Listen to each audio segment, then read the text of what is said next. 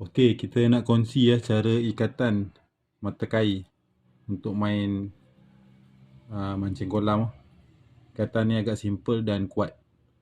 Okey, untuk ikatan mata kail ni, first kali ambil mata kail, kita masukkan tali dekat dalam ni. Masukkan tali dalam lubang mata kail ni. Tarik.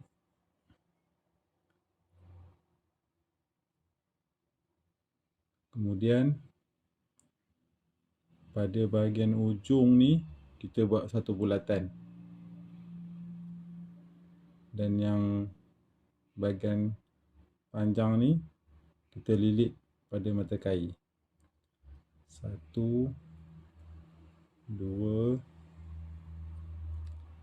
3, 4,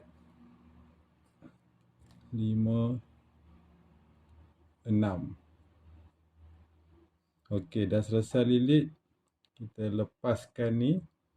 Yang ni yang bulat-bulat kita buat pada awal tadi tu. Ambil yang bahagian ujung kita lilit kat mata kail tu, kita masuk dalam ni. Kemudian kita tarik ujung tali utama ni. Tarik sampai rapat. Yang tali bawah ni pun kita boleh adjust.